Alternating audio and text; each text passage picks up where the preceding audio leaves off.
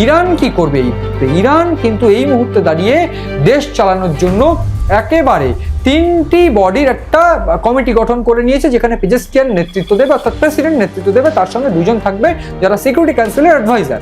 এইবার প্রশ্ন হচ্ছে যে খামেনেইহীন এই ইরান তারা কি মাথা নত করবে নাকি যুদ্ধ চালিয়ে যাবে? এবার প্রশ্ন এইখানে উত্তর যে রেজা পেহেলভা, যিনি কিনা এই শাহ পেহেলভার সন্তান, তাকে বসানোর জন্য কোথাও গিয়ে আমেরিকায় টার্গেট করে নিত। যেটা আমি শুরুতে বলছিলাম যে এই যুদ্ধ যদি একেবারে ফুল ফ্রেজে যুদ্ধে নামতো ডোনাল্ড ট্রাম্প বা নেতানিয়াহু, তাহলে বুঝতাম যে এর পিছনে কোনোভাবে এই এনরিচমেন্ট প্ল্যান্ট বা খামেনের বিরুদ্ধে যে আন্দোলন চলছে সেইটা রয়েছে। কিন্তু সেইটা যখন হলো না, শুধু খামেনেকে হত্যা করা হলো, তাহলে এটা পরিষ্কার যে আমেরিকায় বসবাসকারী এই রেজা পেহেলভা সেই সময়কালে যখন রেজা পেহেলভার বাবা শাহ পেহেলভা পালিয়ে যায়, শেষ পর্যন্ত আমেরিকায় গিয়ে তারা শেল্টার নেয় এবং যুক্তরাষ্ট্রের সঙ্গে আগেই যেহেতু তার যোগাযোগ ছিল, সুসম্পর্ক ছিল, যুক্তরাষ্ট্র দ্বারা তখন শেল্টার দেয় তাকে।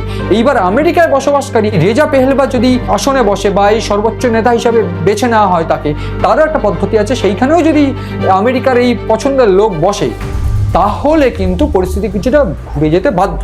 সেদিক থেকে ভারতেরও কিন্তু কিছুটা সমস্যা হতে পারে বলে অন্তত বিশেষজ্ঞদের মত। তার কারণ আমরা দেখেছি ভারত এবং পাকিস্তানের সঙ্গে যখন সংঘাত হয়, ইরানের চাবাহার বন্দর, সেইখানে ভারতের আইএনএস বিভিন্ন উইংস রয়েছে বা বিভিন্ন যে যুদ্ধ বিমান সেইগুলোও রয়েছে, বা নৌবাহিনীর যে সমস্ত নৌজাহাজ সেইটাও রয়েছে। সেদিক থেকে চাবাহার বন্দর থেকে কিন্তু একটা ভারতের মধ্যপ্রাচ্যের সঙ্গে যোগাযোগ কিন্তু ভারত পাকিস্তানের সঙ্গে যখন সংঘাত হয় তখন তারা চালিয়েছিল।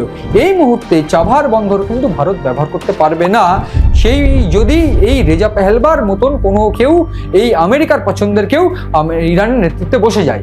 এইটা যেমন একটা দিক, তার পাশাপাশি ব্যবসায়িক একটা ক্ষতি, যেটা আমি বলছিলাম যে তেলের ব্যবসা, ভারতের 50% তেল কিন্তু এই হরমুজ প্রণালী থেকে আসে। সেটা যে কোনো দেশের থেকেই ভারত ব্যবসা করুক না কেন, হরমুজ প্রণালী কিন্তু 50 কিলোমিটার চওড়া এই খালটাই কিন্তু, বা খালের মতন অংশই কিন্তু হরমুজ প্রণালী যেটাকে বলা হয়, সেইটাই কিন্তু ভারতে তেল আসার মধ্যপ্রাচ্য থেকে একমাত্র রাস্তা। সেক্ষেত্রে ভারতকেও ডিফারেন্ট যে রাস্তা সেটা ভাবতে হবে। তার পাশাপাশি ভারত এই মুহূর্তে দাঁড়িয়ে হুট করে রিস্ক নিতে চাইবে না রাশিয়ার থেকে তেল নেওয়ার, তার কারণ একদিক থেকে যুদ্ধ, এই পরিস্থিতিতে আমেরিকার সঙ্গে ক্লাসে ভারত যেতে চাইবে না। তার অন্যতম কারণ ব্যবসায়িক চুক্তি, সেটা বাণিজ্য চুক্তি হয়ে গিয়েছে, চূড়ান্ত পর্যায়ে রয়েছে। সেক্ষেত্রে আমরা দেখেছিলাম রাশিয়ার থেকে তেল কেনার জন্য কীরকম সমস্যায় পড়তে হয়েছিল ভারতকে। ফলে সব মিলিয়ে ভারতেরও কিন্তু একটা সমস্যা হবে, এবং এই পদ্ধতিতেই কিন্তু এই মুহূর্তে দাঁড়িয়ে একটা সমস্যার সম্মুখীন হয়েছে গোটা বিশ্ব, এবং যেটা চাঞ্চল্য ছড়িয়েছে গোটা বিশ্বে এই মুহূর্তে খামেনের উত্তরসূরিকে, যদিও টেবিল বা একটা 3 জনের কমিটি গঠন করে ইরানকে নেতৃত্ব দেওয়া হবে বলে জানানো হয়েছে, কিন্তু যদি আমেরিকার পছন্দের লোক বসে তাহলে সেটা অবশ্যই সমস্যার।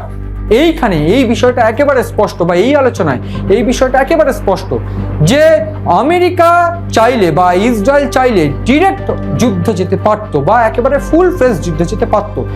সেইটা না করে সংঘাত, হালকা সংঘাত, পাল্টা সংঘাত, এই সংঘাতের মাধ্যম দিয়ে ঠিক ইরানের সর্বোচ্চ ধর্মীয় নেতাকে মেরে ফেলা বা হত্যা করা, সেইটাই কিন্তু মূল টার্গেট ছিল। এবং এই টার্গেটের পিছনে যদি রেজা পেহেলভাকে ক্ষমতায় বসানো হয়, তাহলে সেক্ষেত্রে ইরান যেমন মাথা নত করবে পরিষ্কার, ঠিক তার পাশাপাশি এটাও পরিষ্কার আমেরিকা এবং ইসরায়েল বা ডোনাল্ড ট্রাম্প এবং নেতানিয়াহু জয়ী হলো।